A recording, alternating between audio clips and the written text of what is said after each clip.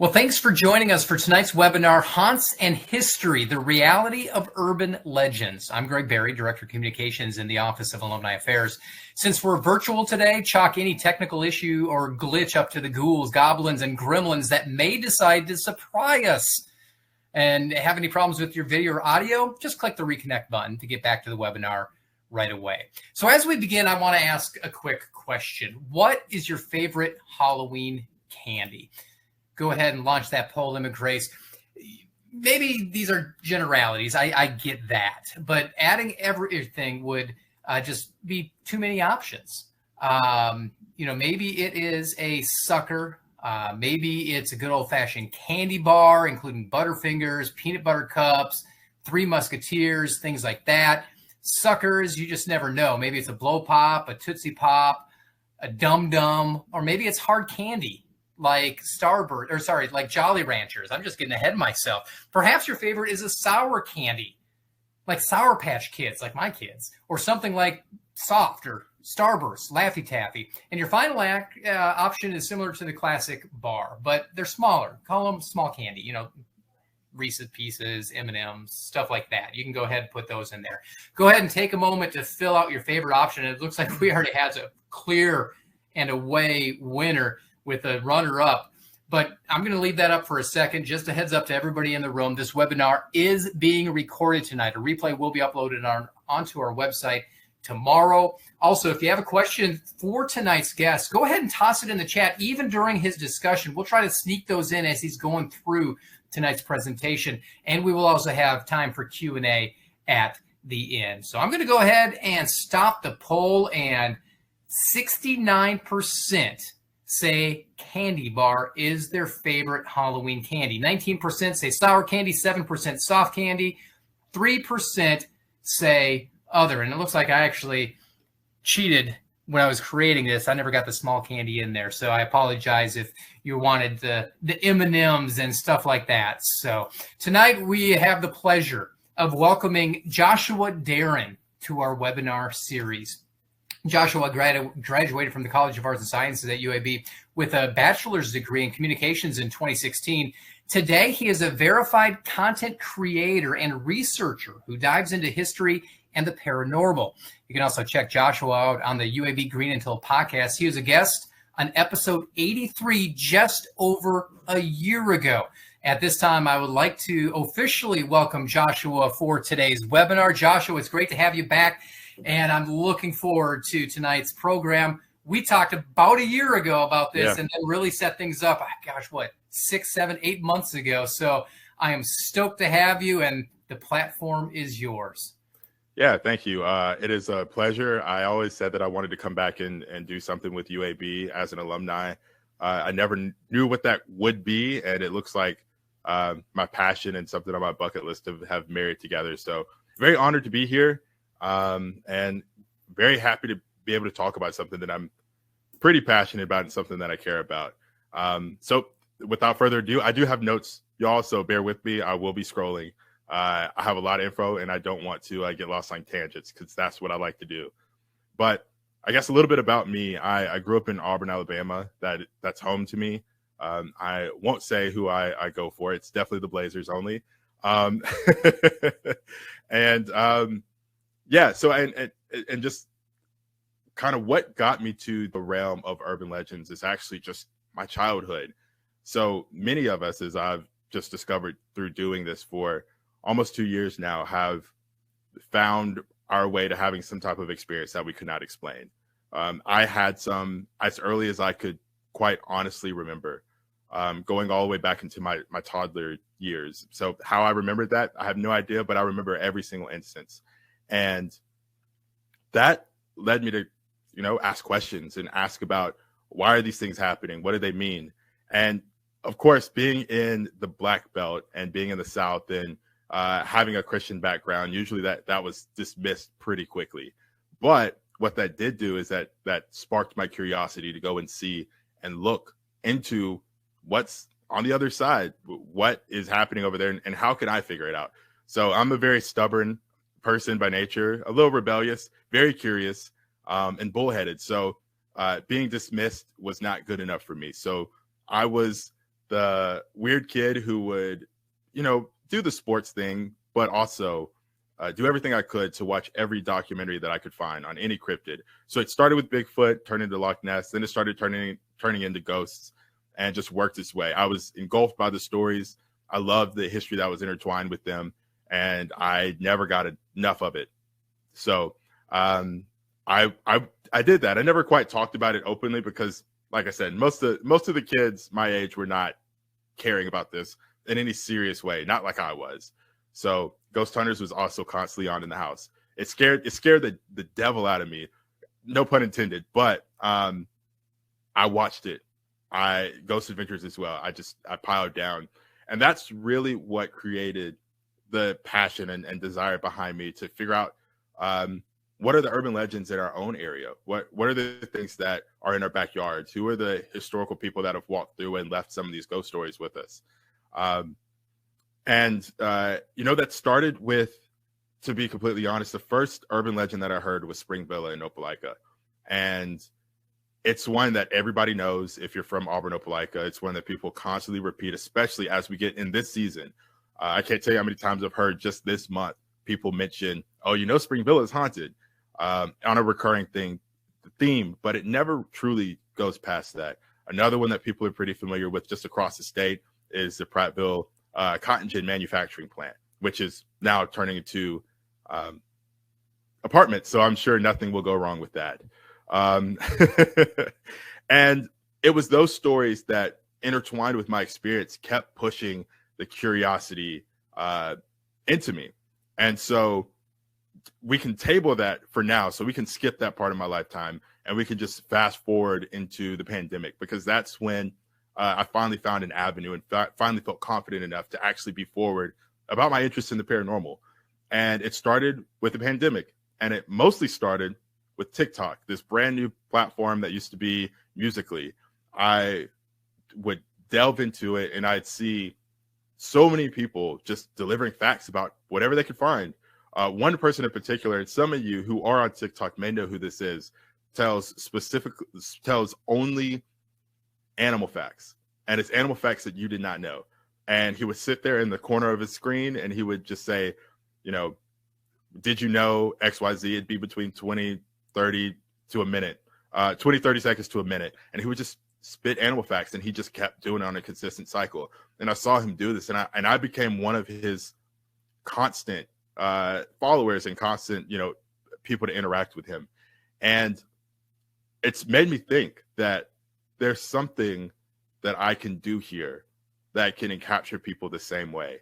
And with me having a communications background and me working in communications up until this point, I didn't know what it was, but I knew I could do it because I was trained for it. Essentially, I went to school for it, and I knew I had the skills to do it. I just had to figure out what that was. And my wife and I, we moved around and we went to Colorado, and we were there for some time, but we came back. We moved back because we had our first child. We wanted her to be around her grandparents. And as we first moved back, the first thing that popped into my head one day while watching one of these videos was, my wife doesn't know about Spring Villa. So let me take her to this mansion. Let me take her to this place that everybody talks about. It was getting cold. So it was around that time where, it's a campground. So you're kind of, the vibes were right, if for lack of a better term. And I went there thinking I was going to tell her all about the history, everything that Spring Villa had to offer, and the ghost stories, and just really just get her to just put her mouth on the floor for at least 20 minutes. And I got there and I spent about 1 minute telling her the things that I thought that I could barely remember. And I felt embarrassed because I had really hyped it up. I said, oh, you're going to love this. You're going to love the story. You're going to get the chills. You're going to get spooked out. And all I could tell her was that, yeah, some guy did something, and the owner was killed on the 13th step, and sometimes they see the stain, and like a moon happens, and it was just not good. It was just not good. I was very embarrassed.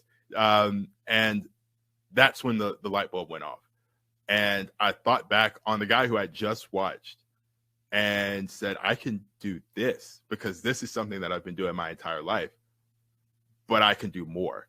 instead of just ingesting these urban legends, I can actually research these urban legends and find the true history that lies in between them. And so I took it upon myself. It was a couple of days later when I actually rolled out my first video on TikTok, where I said, I'm going to do 4 videos. They're either going to go great or my town is going to burn me at the stake. There's no in between. And I researched them. I recorded them. I thought I needed all the bells and whistles, so music and really spooky voice, and trying to make it really short and just get all the ghost stories in there really fast. And it did work. People were interested because even the small amount of research that I did got people who had heard these stories from their childhoods, who had heard these stories in adulthood, to learn a little bit more and put a little bit more meat on the bone of something that they had constantly heard. And from there, you know, the rest is history. I saw a need for that in Alabama. I saw a need for that in the South, because so many of our stories don't actually get the chance to be told in a way that is consistent, but also offers more than just there's a ghost and they walk through this house and spooky And so that was the moment that started it all. And so this is why this works. This is kind of the basis of this webinar. Why did storytelling in this fashion work about urban legends?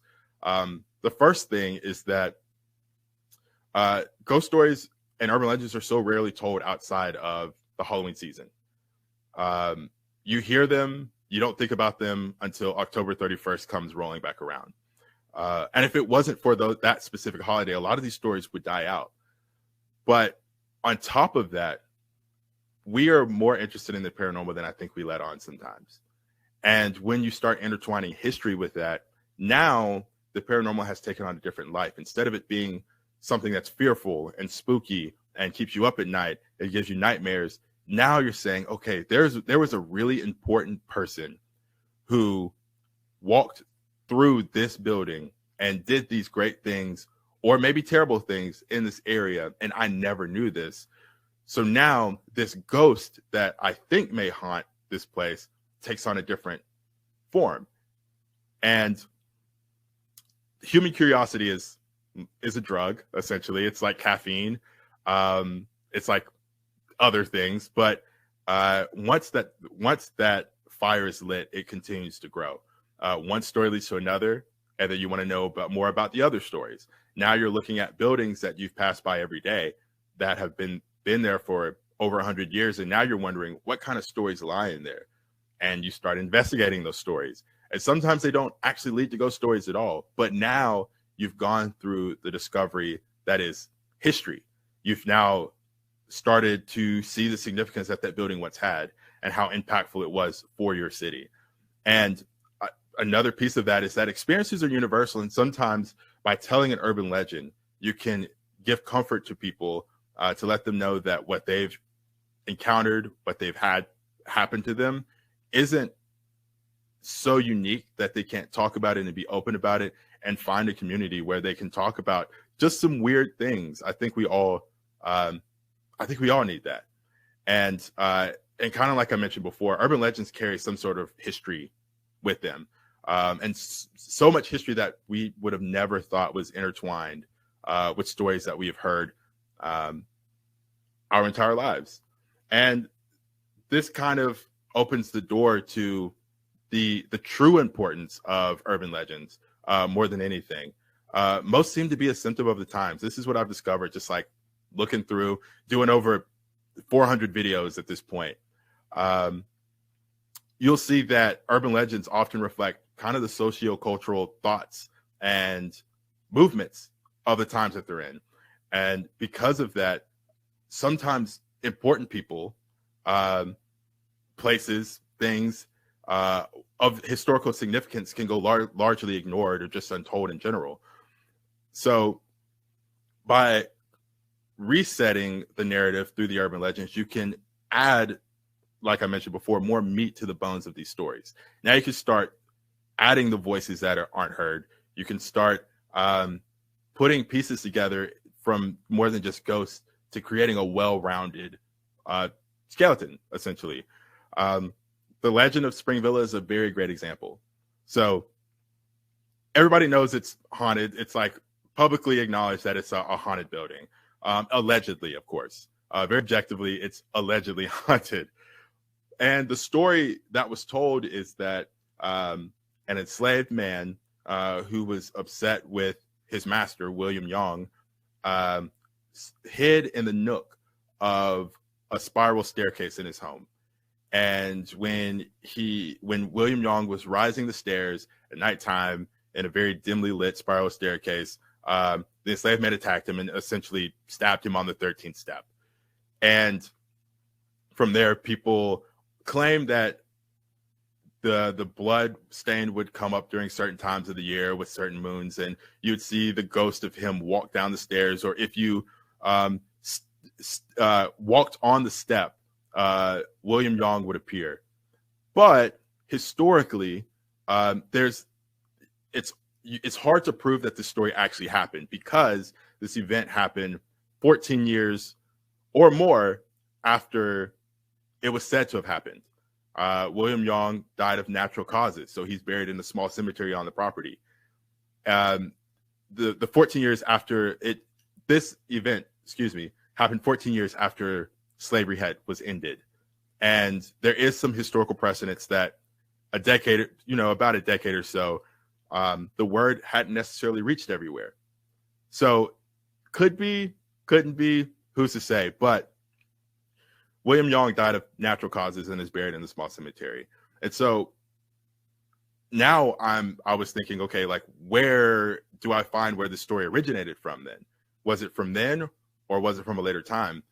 And through research, the story originated in the 30s and 40s for 4-H camps, who would travel here and stay. And so what was a prominent urban legend actually began as flashlight under the chin, spooky story about this really spooky house that has had some stuff happen, that was created during a time where it was easy to paint an enslaved, angry man as somewhat of an antagonist of a story, to scare children. And camp counselors would tell the story. So that turned into what was considered the truth. And the truth prevailed even up until now in 2023. There are still people who believe this story to be fact. However, it doesn't stop a couple of really important points that come out of this story. Excuse me. My throat is dry because I'm talking too much. For one, by not acknowledging the spiral staircase, you overlook one of the greatest builders of the entire South in Horace King. Horace King was a freedman who was given the ability to build really important things throughout the South. So he built the first known bridge that crossed over from Girard to Columbus, Georgia, over the Chattahoochee. He built Spring Villa. He built the east and north sides of LaGrange, Georgia's downtown square. Many of those buildings are lost to time, but he built them nonetheless. He built the Albany Bridge House and the bridge attached to it. He built Morris Bridge in Whitesburg, Georgia. He built all of these important things at a time where Black men were not able to do anything really or not allowed to really do anything spectacular. But he was able to do a lot of these things by himself, where he didn't have supervision. He was a man who was doing such great work that they allowed him to marry. They allowed him to purchase his own freedom. So going back to the urban legend, if you take away the spooky story and you just look at the elements, you have significant historical people pass through that you would have never known unless you took the time. So that's one great example of how urban legends and history are intertwined, but it takes looking into urban legends to get the history out of that. And other Southern urban legends are pretty similar in that same regard. So there's a lot of tropes that go through sociocultural themes. You have crybaby bridges and the traveling settler through Alabama. you have the angry enslavement, like I mentioned, you have indigenous burial grounds, you have the well-to-do plantation owner, you have the widow whose partner never came back from war. You also have unmarried women being labeled as witches, which also creates more lore within itself. So there's so many things to unpack when it comes to urban legends, and it's more just telling the story for face value. The research brings things that we can all learn beyond just spooky and paranormal. And to just look deeper to the paranormal is to tell the story of those who also no longer get a chance to tell their own story. A great example is Horace King. He can't tell a story anymore. He died in 1885. So he doesn't have that opportunity. But if we were to pull these stories and say, okay, I'm going to tell this ghost story and I'm going to tell the history of it, you allow him to still speak through the act of storytelling, but in a way where people can repeat these stories and be accurate to history as well. Through urban legends, we go beyond just the average ghost story. It gives us the opportunity to talk about families and businesses and business owners, founders, and stories of very specific points in time that have been lost. And even how these stories have changed communities over time. A great example of that is the Bigfoot stories in Conecuh County in Evergreen. Without those Bigfoot encounters, then Evergreen wouldn't have labeled itself as the Bigfoot capital of the South, or Alabama, but the South too. They claim both. You wouldn't have that, and without these ghost stories, you wouldn't have the University of North Alabama. You wouldn't have Huntington College. You wouldn't have Montevallo, all embracing their haunted roots as well, and also acknowledging the history that comes with those haunting roots and letting them be fun stories, but fun stories that you learn from. And just through urban legends, history can be told in a way that's palatable to the average person and doesn't require a history degree to tell or even just receive it. Urban legends are the linchpin that opened the door for us to receive more information. Because I know we all remember sitting in history class, just watching the time go by, doodling, and just ready to not hear anything else about who did what war got started by who, why this person fought here, why they died here, who became president, who made this machine. But through the lens of the paranormal, it gives people the opportunity to insert themselves into these stories and learn in the process. And that's what's so special about urban legends. They're more than just the average ghost story. They have some real meat to their bone. But through urban legends and ghost stories, we also learn very important human values. You start to get empathy for people who you may not have ever taken the time to read their story. There's a great look is like into hospitals or asylums that are like Searcy Hospital down near Mobile, or even Old Bryce, the Jemison Center. You have places like these where you hear about the stories and the psychiatric treatment, but you kind of just brush it off. But when you put it in the context of there's potentially spirits that are lingering, there's potentially people who are still here, and it's negative, you can start to gather empathy for what these people truly went through, in a way that you can actually push that into your own nature as well, as you interact with human beings in your day-to-day. So it gives us the ability to let stories move us in a way that creates better positive interactions, even through tragedy and loss. It creates better listening, because sometimes you're listening for the ghost in the ghost story and the spooky experiences, but in the process, you're listening actively through the rest of the story.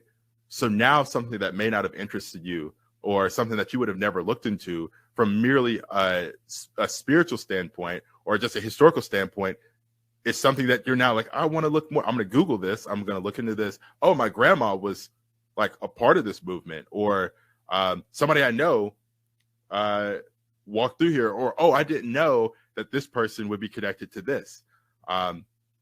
I talked about a story for the Opelika Chamber of Commerce. Their house is really old. It's called the Whitfield Duke Searcy House. It's known to be haunted. The Chamber of Commerce has said that it's haunted. People who've worked there said that it's haunted. And one of the owners, though, the first owner, L. Whitfield, sold his house. And this is not related to any ghost story, but it's related to really cool history. He sold his house, and if you look into the research, it says that he went on to sell syrup to Alabama and Georgia. I was driving through Montgomery just with my wife, just going to the zoo, just hanging out. And because I did the research to this story, I actually passed by the factory that I'd been seeing my entire life and never clicked in my brain that this factory, the syrup factory, after this guy sold his house and created this syrup factory, was this one and would be connected to Opelika. And so now it allows us to start connecting dots through our active listening, even if it's sometimes sitting in the back of our head. And also, I think it shows consequences as well. Ghost stories aren't always fun. They're not always, leave a candy bar on the bridge and, say this thing 3 times and the candy bar will go away. Sometimes serious things happen. And I think being able to acknowledge the heaviness of some of these stories also allows us to acknowledge that as humans, our actions have very real consequences. And if we want to avoid those very real consequences, and maybe if we believe in the paranormal, not leave people to stay here with negative experiences. And kind of moving on from there, the crux of urban legends is really storytelling. Storytelling is one of the oldest forms of communication. Before we had pictographs, before we had petroglyphs, before we had paper, before we had photography, people would tell their history through storytelling. They would tell the mysteries of the universe through storytelling. They would approach the supernatural in storytelling because it was palatable, but because it was so important for the culture to move forward, to look back and say, okay, I don't need to do that this way, or I need to do this way because here are these very real examples through storytelling that I can pull back from. So entire civilizations have dedicated oral historians that many would come to just to listen, just to hear about heroes, to hear about the supernatural, and just obtain knowledge. And there is knowledge buried in these urban legends. It's just a matter of being willing to uncover it.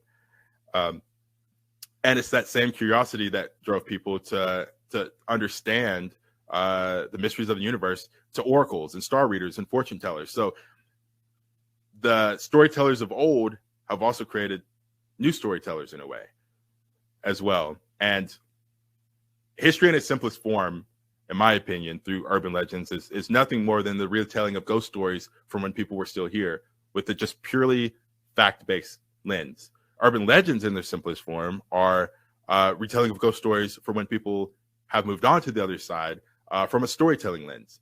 There's a marriage of those things that happen with urban legends that create something very unique that you can't really find in other genres. Like you can't find it in music. You can't find it in other things. And in essence, they're the same because no matter which way you tell the story, whether it's through an urban legend or through the history, the ends eventually meet. And that's what's important about urban legends. And they still have an important place in society today. They go beyond, urban legends go beyond just telling ghost stories.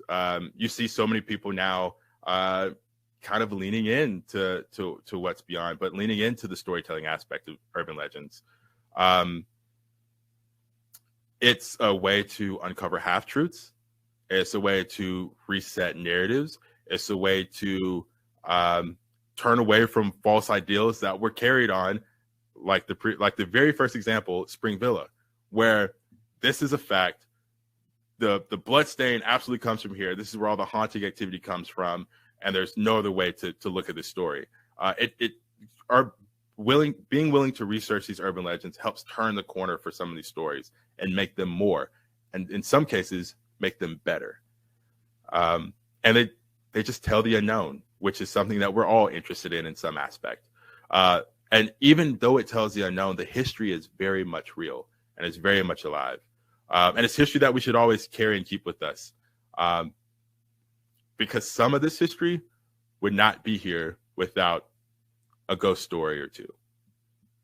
So, yeah. And now I'm done. I'm done with my 30-minute spiel. I'm very much willing to take some questions now, if you guys have any. Fantastic. I mean, it's just so interesting, the reality behind everything that goes on. I'm going to throw one out at you right away. Is there a difference between an urban legend and a ghost story, or are they intertwined? I think they're intertwined in a way. I think it honestly is kind of like the rectangle and the square conundrum. I think that ghost stories are urban legends, but urban legends aren't necessarily ghost stories, if that makes sense. A great example of this is one of the oldest urban legends in the country, which is the origins of the lawn jockey. So it's a completely historical, quote unquote, tale about a young boy and his interaction with George Washington when they were crossing the Delaware and the snowstorm came around Christmas time. And so it has no ghosts. It's not supernatural at any juncture, but it's an urban legend because nobody can actually prove if it's true or not. And I think ghost stories do fall in that same category, where they're urban legends. And because urban legends can kind of be history based, they can kind of be fact based, or they can kind of just be like, we don't have any research to support the evidence of this, so it's an urban legend now. So I was going on to your TikTok channel and just seeing which ones, were very popular. You have one about the unforgiving ninja of Six Flags. Talk a little bit about that. I mean, the name of that just resonates. Yeah. So from time to time, I do a couple of parodies about just experiences that people have had. So almost everybody knows what the ninja was because it's now the Blue Hawk. Now, what the ninja was in Six Flags, and it was by far, outside of like the Scream Machine and the Georgia Cyclone, probably the top 3 worst rides in Six Flags. And so sometimes I like to break it up a little bit and kind of make some parodies of almost in a like really terrifying supernatural spin on just really bad roller coasters, of which that one was. I've never had a good experience. I always left with something hurting, and it was just fun to do. But also, was also a cool way to tell a little bit of history about it. Like a little bit, because it was mostly parody. So I threw up the question while you're talking. Everybody has something that happens to them that you just can't explain. With that in mind, and I'm going to pose you this question, and I know we talked about it during the podcast, but do you believe in the paranormal? Oh, that's a dangerous question to answer, but I will say, just based off my own personal experiences, I don't push anybody to either side, especially when I'm telling these stories. I would say I'm a good 7 or 8, somewhere between 7 or 8. Not all the way 10, because I think some things can be logicked away, but there's some things that I could not logic away as hard as I tried to. So I'm a believer. I'll say that. With all of the different little bits that you've done through your social media channels, you said 400 plus at this point. What's your favorite one that you've shared and looked at? And this goes into kind of the question you asked before. Is there a difference between ghost stories and urban legends? So this is an urban legend, but it's not a ghost story. My favorite one by far, and I think it will always be until I find something to top it, is the infamous Alabama Black Panther. I say this pretty often, but I mean, I grew up in the country. Like I say Auburn, Alabama, but I really grew up a little adjacent to Auburn, Alabama, on a farm, doing the countryest things that you could imagine. Picking peas, shelling stuff, hunting, fishing, all of that. The one urban legend that always prevailed was I saw an Alabama Black Panther. I saw a Black Panther as clear as day. It was in the woods. I was hunting. I was doing this. It attacked my herd. It ate this. It walked across the road. And it has no proof. Nobody has any like real hard evidence that they can capture consistently that the Alabama Black Panther actually exists. And you can go down the rabbit hole of, our cougars here, which they are, and you can go down the rabbit hole of our bears here, like living as a population, and I would say they are. And so there's just too many people. Some of these are verified hunters who have gone on record, who have pretty much everything to lose to say that there's something in the woods that there's not, who are like, yeah, absolutely, have encountered this before. And I was intrigued by this because I personally have seen one black cat in my entire life in a place where it should not have been. And I could not piece it together. It wasn't a dog. It wasn't a house cat. It was definitely like a black wildcat. And I've never seen one since, and I'd never seen one before. And having that experience, kind of like the webinar thing, I was like, okay, I surely cannot be the only person. So I tended to believe that it was there. So I decided to do some research into it. And so many people see these medium-sized wildcats out there with long tails and a horrendous screech.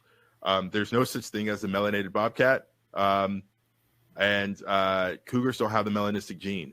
And so somebody's seeing something, and I was almost done with my research, and I came across this one species of cat called a jaguar rundi that allegedly doesn't cross the United States border anymore because it's a Central and South American cat.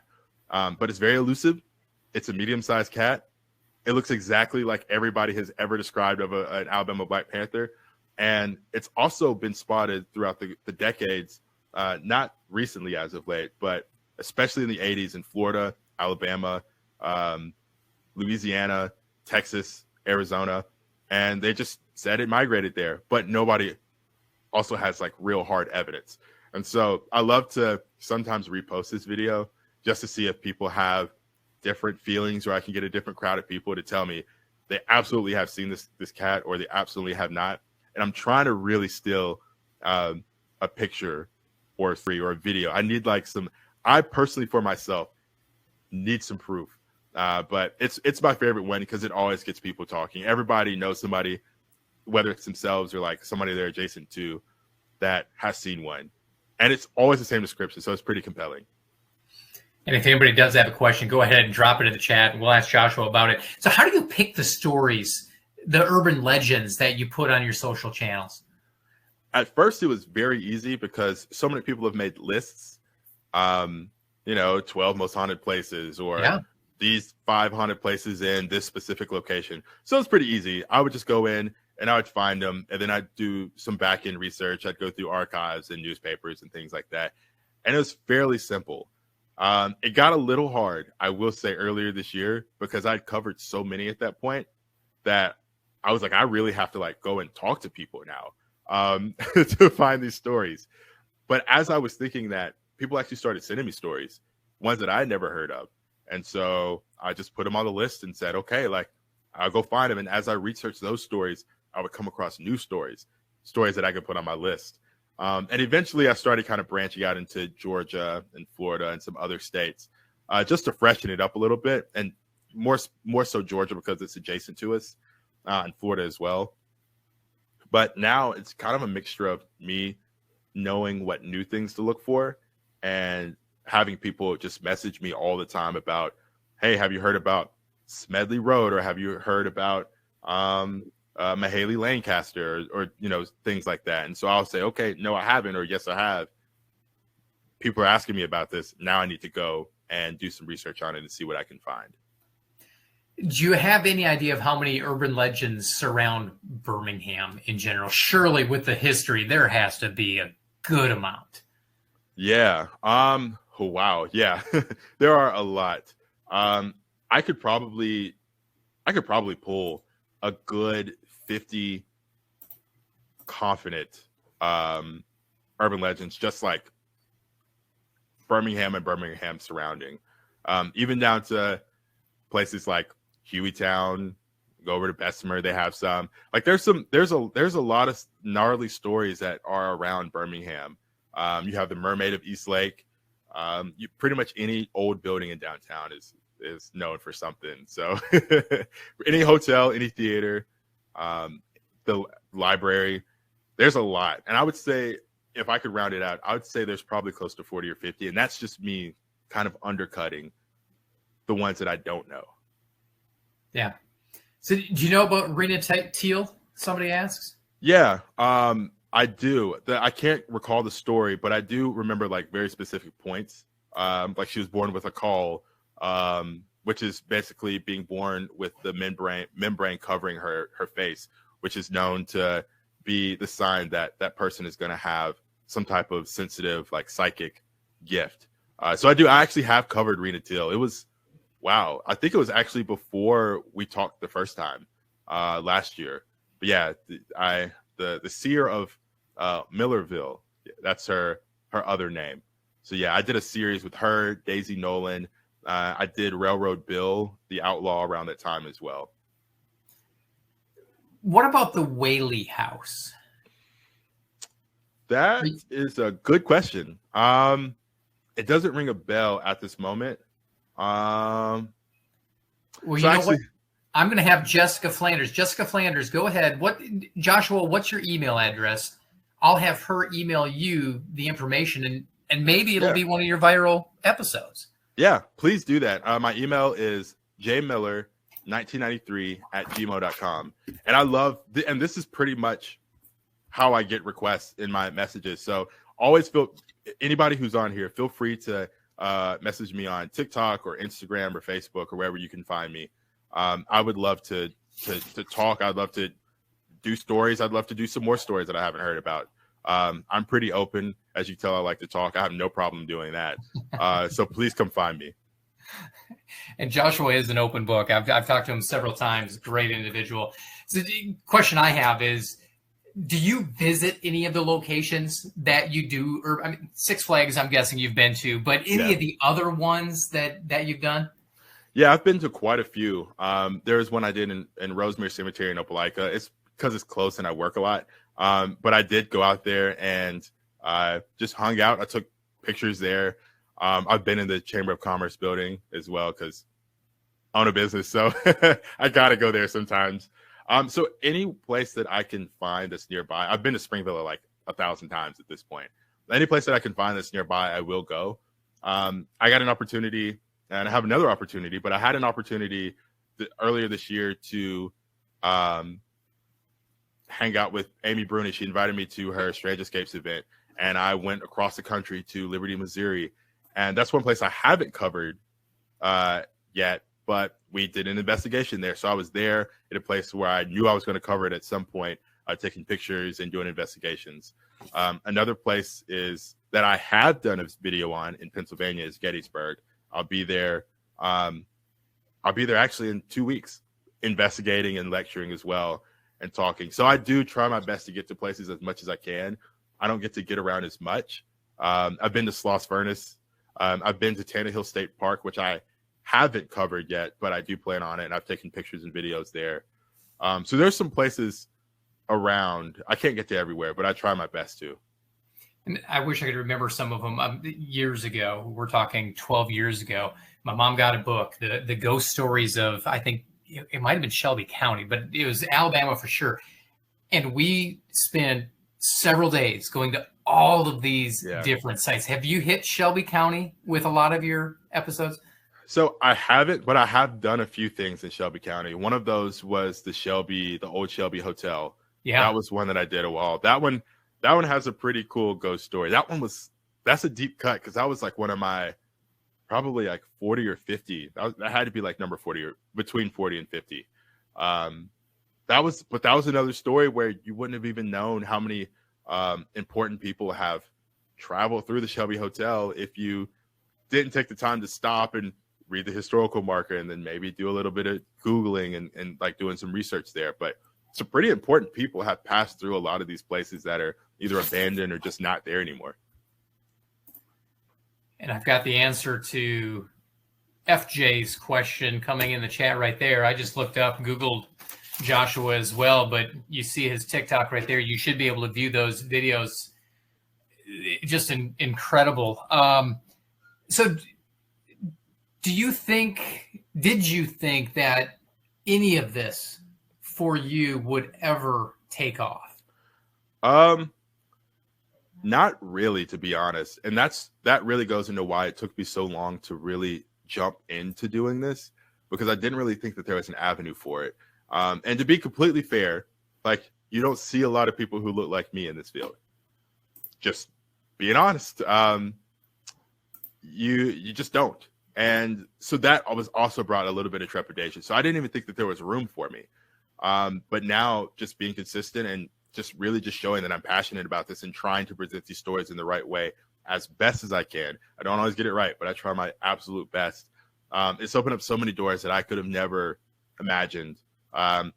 Being around people like Amy Brody and Adam Berry, who is also an Alabama native from the Muscle Shoals area, who have been on TV, who I like watched just as a civilian, as I like to say. I never thought it would lead me to there, because I was just doing this because I like to. And I've always just done this because I like to. And now I'm still doing this because I just like to. Being able to go to events and talk to people about this, that's also wild to me sometimes. I got to film a documentary, something I never thought I'd be in, that's on like a global network. You know, it's things like that. So the long answer is no, I had no idea that just doing something I was passionate about would lead to doing more things that I was passionate about in this manner. So how'd the conversation go with your wife? Hey, honey, this is what I want to do. She actually took it pretty well. She's one of the first people that I kind of told, like, hey, I like the paranormal. It's no big deal. Like, you don't have to worry about it, but I kind of like it. I'm kind of going to watch this. You should sit down and watch this with me, but if you don't, it's cool. And she took it better than I could have hoped. She's always so supportive of me, though. So she's a really good partner in that she just lets me pursue this and fit this in between my schedule. And it's been awesome to have that support, because, like I said, being in the Black Belt in the South, mentalities are very similar. And she just happens to be an anomaly when it comes to being just a really supportive partner for something that's, to be completely fair, very weird. I would love for our audience to give you some potential ideas for UAB urban legends. Here we are, we're a young institution, barely 50 years old.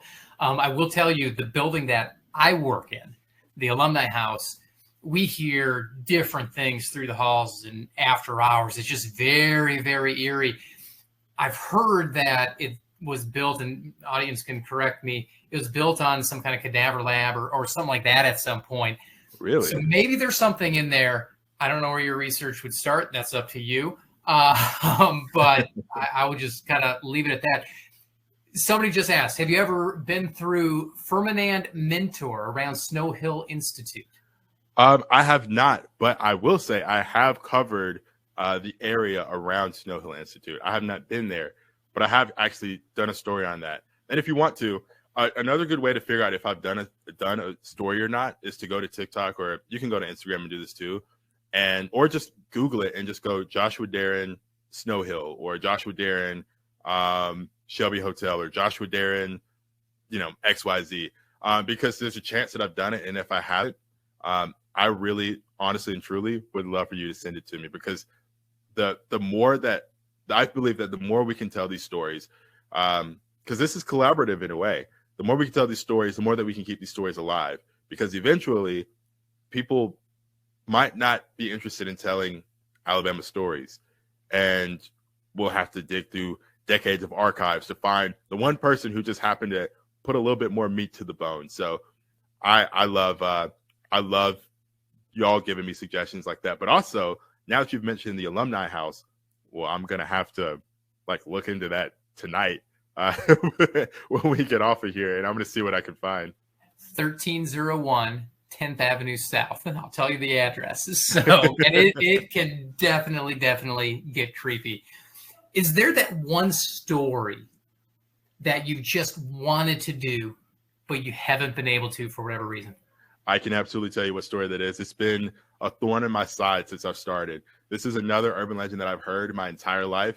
I heard about it, just pieces of it, and I've never been able to actually find enough information to justify doing a story on it. And it's Smedley Road in Chambers County, Alabama. I've heard about it my entire life. I was always told, don't go down Smedley Road. It's not even really marked. It's like a county road. So like you would have to specifically know where this road is. And they said, never go down Smedley Road because you might not come back. And of course, with all roads in Alabama that you're not supposed to go on, there's devil worshipers and cold activity and people who've done things. And this one is one of those types of roads. But the county as a whole has done a very good job at hiding away the actual urban legend by making sure that it does not exist really anywhere online in a way that I can pull and say, okay, this can be backed by like actual research. I found one video in it over a year and a half that has talked about this road just enough to make me angry that I couldn't tell the story. So yeah, I that one has been burning a hole in my brain since I started. Man, where can they find you? They can find me everywhere at Joshua Dairen. That's Dairen, everywhere. I try to make it really simple. Awesome. Joshua, thank you so much for spending time out of your evening. I know it's been a long day for you. It's now time to go back to your wife and spend time with your family. Thank you. All right, man. A quick reminder, a replay of tonight's webinar will be uploaded onto our website by tomorrow. Attendees, the live ones, will get an email once it's ready. In a moment, I'll highlight a few upcoming webinars. But first, we'd love for you to join us for our 15th annual Uncork Education next Thursday, a week from tonight, November 2nd. Test your skill at Plinko and Collapse-A-Bounce. Enjoy wine and beer tasting. Indulge in old-fashioned and Manhattans and bid on live and silent auction items. Registration for our in-person event, you get all of that for $60. You want to bid? It's free. You can register for that at alumni.uab.edu/uncork2023.